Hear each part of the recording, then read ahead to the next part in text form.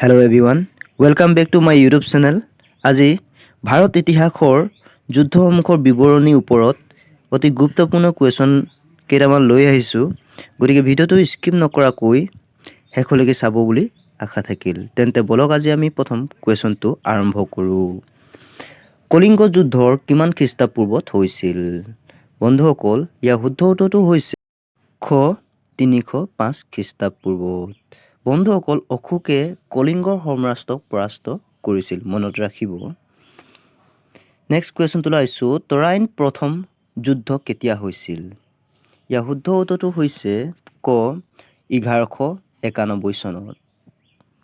বন্ধুসকল, এই যুদ্ধত মহম্মদ ঘুৰীয়ে পৃথ্বীৰাজ চৌহানক পৰাস্ত কৰিছিলে আৰু দ্বিতীয় যুদ্ধখন হৈছিলে 1192 চনৰ হৈছিল। বাবৰে ইব্ৰাহিম লোদীক পৰাস্ত কৰি মোগল সাম্ৰাজ্য স্থাপন কৰিছিল। বন্ধুসকল, এনেধৰণে কুৱেশ্যনবিলাক পাবৰ বাবে মোৰ চেনেলটো ছাবস্ক্ৰাইব কৰি কিনি নটিফিকেশ্যনটো অন কৰি বেল আইকনটো বজাই কিনি অন কৰি থ'ব, যাতে আনতকৈ আগত মোৰ ভিডিঅ'বিলাক পায়। আৰু অতি গুৰুত্বপূৰ্ণ কুৱেশ্যন দি গৈছোঁ, গতিকে নোট কৰিব বুলি আশা থাকিল। তেন্তে আমি আজি নেক্সট কুৱেশ্যনটোলৈ আগবাঢ়িব পাৰোঁ। বন্ধুসকল, আজি নেক্সট কুৱেশ্যনটো হৈছে খানোৱাৰ যুদ্ধ কিমান চনত হৈছিল? ইয়াৰ শুদ্ধ উত্তৰটো হ'ব ক 1527 চনত। বন্ধুসকল, এই যুদ্ধত বাবৰে ৰাজপুত সেনানীয়ে সুসজ্জিত সেৱাৰ শাসক ৰাণা সংঘক পৰাস্ত কৰিছিল। মনত ৰাখিব এনেধৰণে কুৱেশ্যনবিলাক। বন্ধুসকল, নেক্সট কুৱেশ্যনটোলৈ আগবাঢ়িছোঁ। পানিপথৰ দ্বিতীয় যুদ্ধ কেতিয়া হৈছিল? পানিপথৰ দ্বিতীয় যুদ্ধ হৈছিল খ 1554 চনত। বন্ধুসকল, এই যুদ্ধত আকবৰ সেনাপতি বৈৰাম খানে হিমুৰ সেনাপতি মহম্মদ শ্বাহ আলীক পৰাস্ত কৰিছিল। নেক্সট কুৱেশ্যনটোলৈ আগবাঢ়িছোঁ। তালিকত যুদ্ধ কিমান চনত হৈছিল? ইয়াৰ শুদ্ধ উত্তৰটো হৈছে গ 1565 চনত। নেক্সট কুৱেশ্যনটোলৈ আগবাঢ়িছোঁ। হালদিঘাটৰ যুদ্ধ কিমান চনত হৈছিল?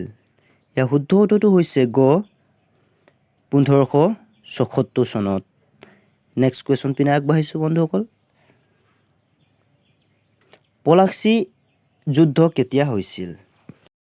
ইয়াৰ শুদ্ধ উত্তৰটো হৈছে ক 1757 চনত। নেক্সট কুৱেশ্যনটোলৈ আগবাঢ়িছোঁ। বন্ধুসকল, পানিপথৰ তৃতীয় যুদ্ধ কাৰ মাজত হৈছিল? ইয়াৰ শুদ্ধ উত্তৰটো হৈছে খ আহমেদ শ্বাহ আৰু মাৰাঠাসকলৰ মাজত। নেক্সট কুৱেশ্যনটোলৈ আগবাঢ়িছোঁ। বাক্সাৰ যুদ্ধ কেতিয়া হৈছিল? ইয়াৰ শুদ্ধ উত্তৰটো হৈছে ঘ 1766। নেক্সট কুৱেশ্যনটোলৈ আহিছোঁ। তৃতীয় মাৰাঠাৰ যুদ্ধ কিমান চনত হৈছিল? ইয়াৰ শুদ্ধ উত্তৰটো হৈছে খ 1817 পৰা 18 চনলৈ। নেক্সট কুৱেশ্যনটোলৈ আগবাঢ়িছোঁ। বন্ধুসকল, প্ৰথম শেষ যুদ্ধ কেতিয়া হৈছিল? ইয়াৰ শুদ্ধ উত্তৰটো হৈছে ক 1845 চনৰ পৰা 46 চনলৈ। বন্ধুসকল, ইয়াক যদি দ্বিতীয় যুদ্ধৰ কথা সোধা হয়, তেতিয়া ইয়াৰ শুদ্ধ উত্তৰটো হ'ব 1848 পৰা 49 চনলৈ। নেক্সট কুৱেশ্যনটোলৈ আগবাঢ়িছোঁ। ভাৰতৰ প্ৰথম স্বাধীনতা যুদ্ধ কেতিয়া হৈছিল? ইয়াৰ শুদ্ধ উত্তৰটো হৈছে ঘ 1857 চনত। বন্ধুসকল, 1857 চনৰ বিদ্ৰোহত সকলো শাসক আৰু সেনাবাহিনীক ব্ৰিটিছে কঠোৰ হাতেৰে দমন কৰিছিল। সেই যুদ্ধক চিপাহী বিদ্ৰোহ নামেৰে অধিক জনপ্ৰিয় আছিল। নেক্সট কুৱেশ্যনটোলৈ আহিছোঁ। ভাৰত চীনৰ যুদ্ধ কেতিয়া হৈছিল? ইয়াৰ শুদ্ধ উত্তৰটো হৈছে ক 1962 চনত। চীন দেশে ভাৰতৰ ওপৰত আক্ৰমণ কৰি ভাৰতৰ কিছু অংশ দখল কৰিছিল। বন্ধুসকল, এই যুদ্ধত নেক্সট কুৱেশ্যন, ভাৰতৰ পাক যুদ্ধ কেতিয়া হৈছিল? ইয়াৰ শুদ্ধ উত্তৰটো হৈছে 1965 চনত। বন্ধুসকল, ভাৰত আৰু পাকিস্তানৰ মাজত ই এক ফলাফল নোহোৱা যুদ্ধ আছিল। নেক্সট কুৱেশ্যন, কিমান চনত কাৰ্গিল যুদ্ধ হৈছিল? ইয়াৰ শুদ্ধ উত্তৰটো হৈছে বন্ধুসকল গ 1999 চনত। নেক্সট কুৱেশ্যনটোলৈ আগবাঢ়িছোঁ। কিমান চনত বংগৰ শাসনকৰ্তা হিছামুদ্দিন ইৱাজ খিলজীয়ে কামৰূপ আক্ৰমণ কৰিছিল?